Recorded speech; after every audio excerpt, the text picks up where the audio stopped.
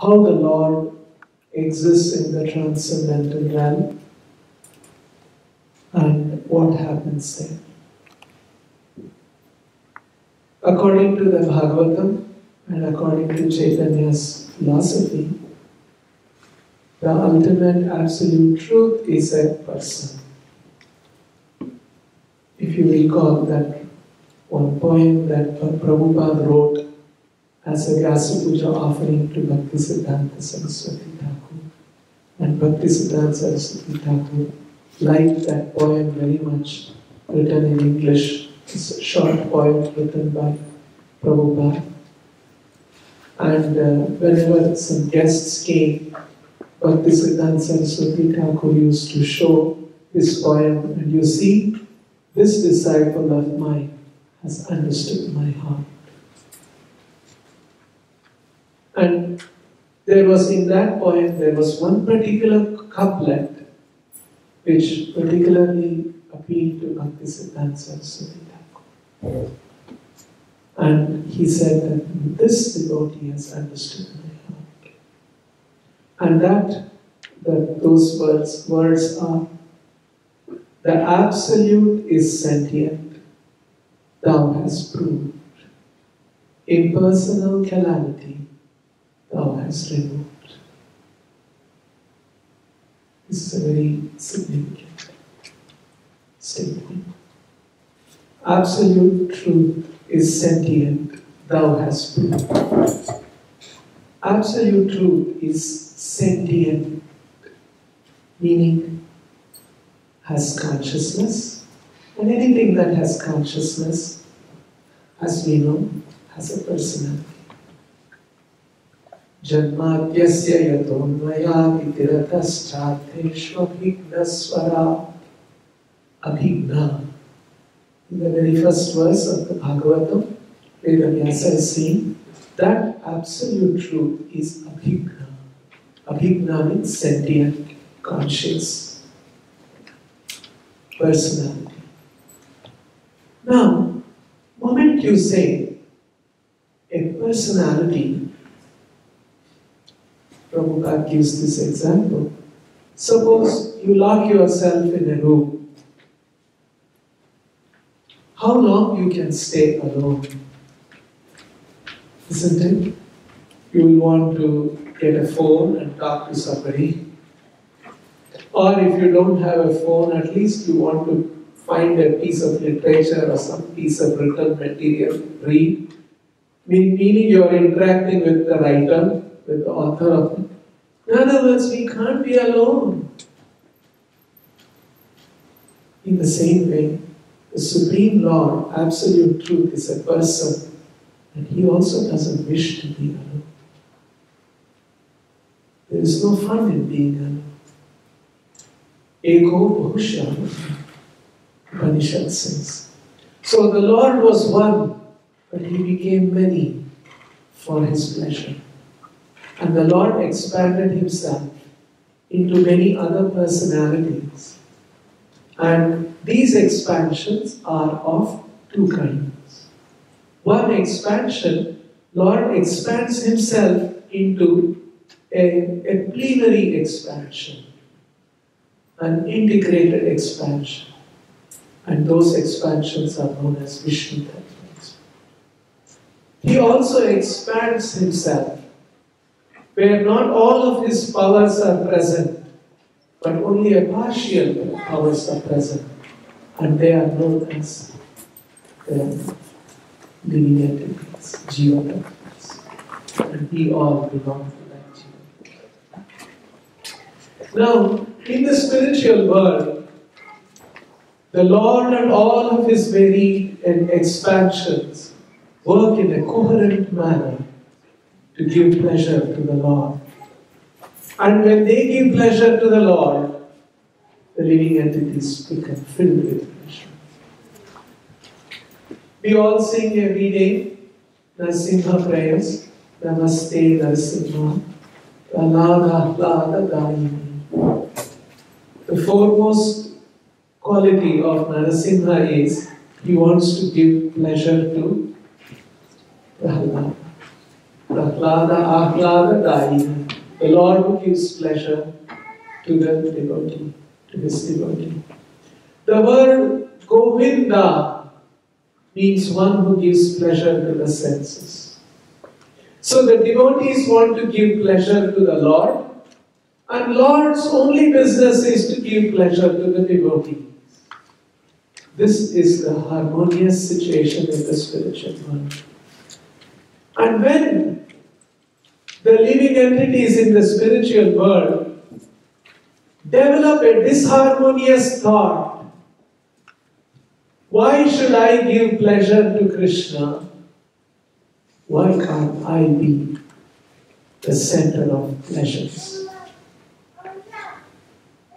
That is the mentality, that is the attitude of a living entity. He becomes unfit to remain in that congenial, harmonious atmosphere where everyone is trying to focus on serving the Lord. That living entity simply becomes a misfit in that atmosphere. So the Lord makes an arrangement to fulfill his desire to be the center and recipient of all pleasure, and try to attempt that, and he is transferred to one corner of the Lord's creation called the material world, and we are all here in that cloud, in that corner.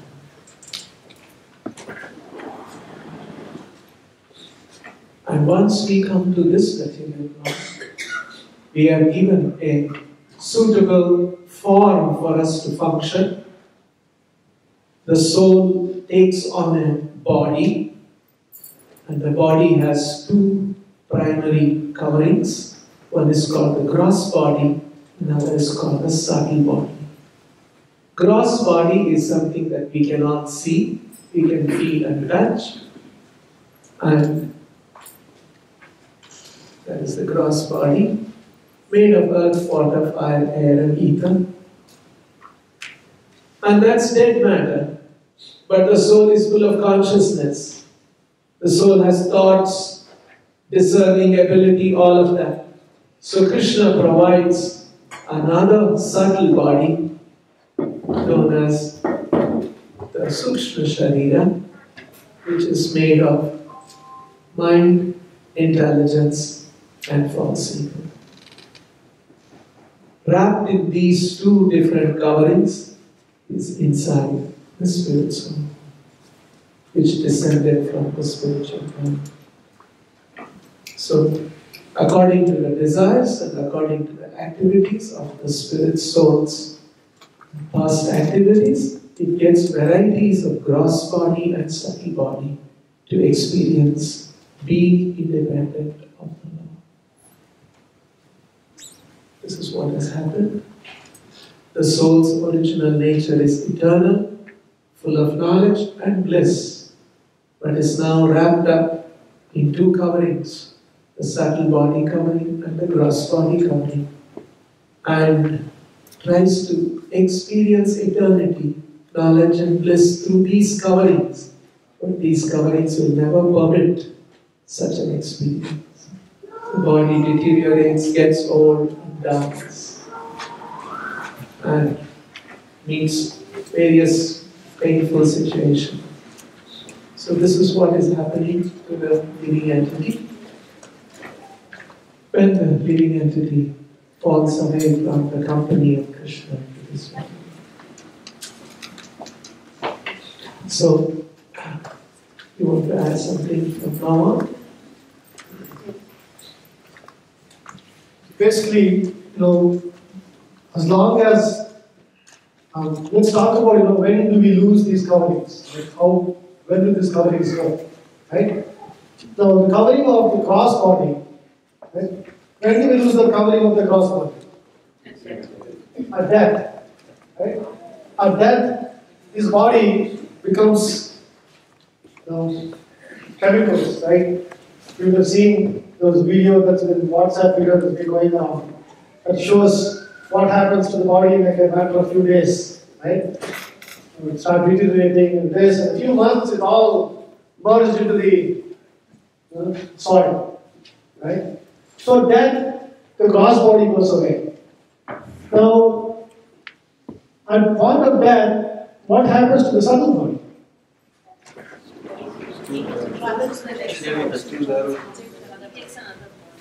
Why does it take another body? Why does the subtle body? Huh? Because of desires. Huh? Yeah. Unfulfilled desires. Yeah? Unfulfilled. What kind of unfulfilled desires? If you have unfulfilled spiritual desires, will you be still stuck with the right? As long as you have unfulfilled material desires, the subtle body can't disappear. So the gross body is gone, and you are not stuck with the subtle body. And if you don't get one more gross body, what do you call at that point? Ghost, right? Very simple people, right? They can't get a gross body immediately, they become a ghost. So now, you really have to come to a stage where you finish all your material desires. Your only desire is to serve the Supreme Lord. And with that consciousness, if you die, the gross body is anyway dead now, you're dead, and then the subtle body is also dead because you will no longer have any material desires left. At that point, what is left is the soul, the Atma inside. And now you're ready to go back to the spiritual world. So that is the philosophical understanding of what exactly do we need to do.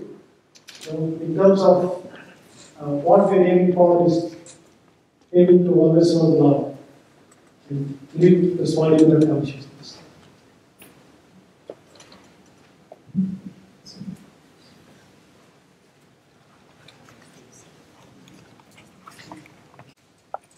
Now,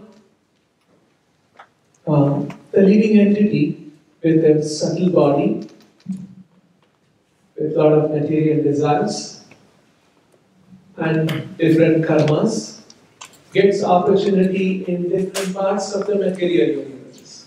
Sometimes heaven, sometimes middle planets, sometimes lower planets. Now, this living entity, Krishna will not force the living entity. You come and love me. There cannot be love. If I show a gun at you and say, love me, or else, then you'll say, yeah, I love you. Prabhupada uses a statement, love cannot come from the barrel of a gun. It cannot be like that.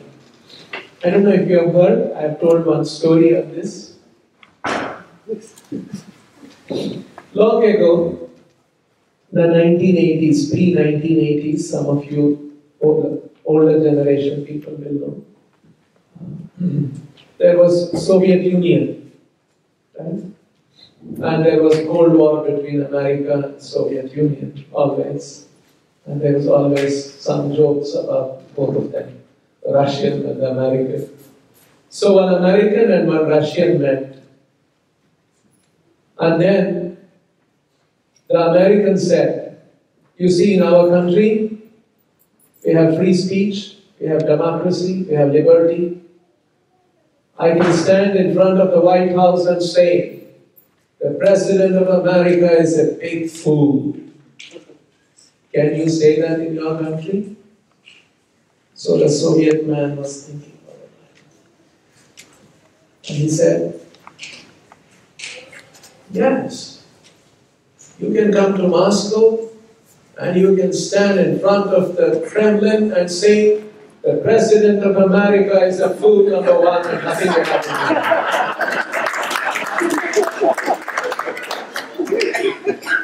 But you can't say that about the Premier of America, Soviet Union, you'll land in trouble. So, when there is freedom, like it is in America, there will be real patriots, people who love their country.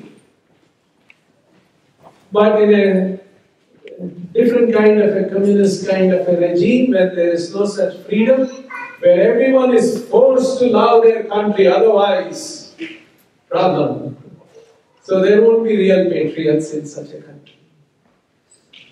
So, for love to manifest, that freedom is essential. And so one of the things that Krishna gives to the living entity is freedom and freedom. He won't force us to love him. He wants us to understand, realize, and voluntarily submit ourselves and surrender to him. And then he will be too happy to reciprocate with such loving. So this is the situation. The living entities are in forgetfulness of their true nature, what they are.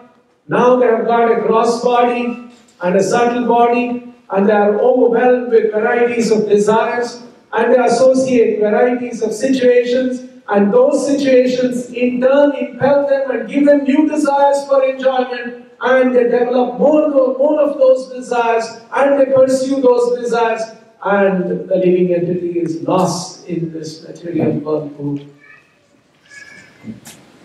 Now, the Lord has to somehow bring them back to true understanding.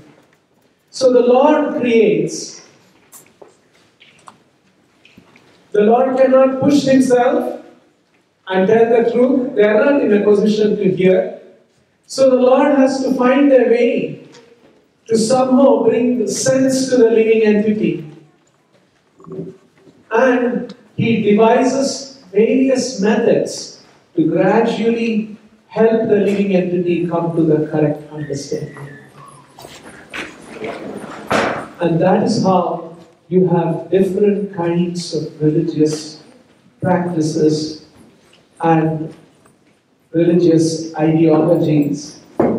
All of them meant to help living entities with varieties of convictions and misunderstanding to gradually mend themselves and come to a higher and higher and higher levels of understanding.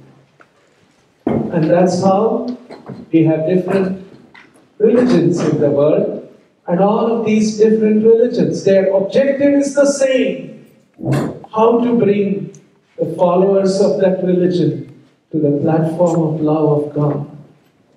But the living entities are not ready for that. So, according to the level of willingness of the living entity, how to transform and benefit that living entity to move towards God is the objective of all religion. Prabhupada gave another example. Imagine there are 100 steps to go to love of God, to reach love of God. Now, if you put all the living entities on this earth according to their level of spiritual love, they will all be on different levels from level 1 to level 100. Of course, in Kali Yuga, a large number of them are stuck at level 1, level 2, those levels. Now, different processes of religions are helping the living entity. If they are in level 5, and if they can move to level 6, level 7, they have made progress. And that is how different processes of religiosity exist in the world. And over several lifetimes, the living entities make gradual progress. But the Lord becomes a little impatient that the process is too slow. He is very concerned about the living entities, his children in the material world. And so, in darkest of the ages known as Kali Yuga, he comes with a plan. I want to quickly accelerate and take them out. Not the step by step, 100 steps up. I want to take them out in an elevator. And when the Lord wishes to do that, and he descends, that appearance of the Lord is Sri Chaitanya.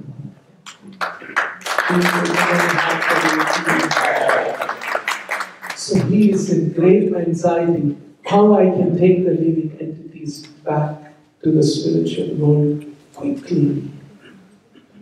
And so there are two important things that are essential for this accelerated movement of the living entities from whichever level they are in, level 1, level 2, or sub 1 level, sub 0 level, to bring them up. Two important things are essential. One, the holy name of the Lord. The holy name of the Lord is a powerful method to take us up. And the second is the mercy of a pure devotee who can guide and who can engage the living entities to go to the spiritual. So, we are very fortunate. We are some of those who are fortunate, who have come in touch with the holy name and a pure devotee like Srila Prabhupada. Now, as I said, there are vast number of Vedic literatures, and all of them describe different processes for gradual elevation. Now, our Goswamis, the 6 Goswamis, followers of Chaitanya Mahaprabhu. Chaitanya Mahaprabhu was in Banaras, and for 20 days he spoke to Sanatana Goswami systematically. What is this process, on the banks of Ganga, the Shashwameva Ghat, one of the ghats there. And there Chaitanya and Sanatana spoke extensively. And Sanatana Goswami, and later on another occasion, he spoke to Rupa Goswami. So Rupa and Sanatana are the foremost of the 6 Goswamis, and they wrote many books. And what they did was, basically Chaitanya Mahaprabhu's philosophical exposition was curating all of the different ideas that are present in various Vedic literatures, gathering them, organizing them, and telling how and what is it that is working in all of these Vedic literatures. How gradually the living entity can move up and come to the level of love of God. So, later, when Rupa Goswami wrote one of his important books, Bhakti Rasamrita Sindhu, he describes different stages that the living entity goes through to come to the level of complete love of God. Because in the Bhagavatam and in other places, in different places, different steps of the processes are described. Now he gathered all of that information from all of the Vedic literatures, and he explained that the living entity goes through 9 distinct stages of development, the level of coming to pure love of God. So we will see what those 9 stages are one by one.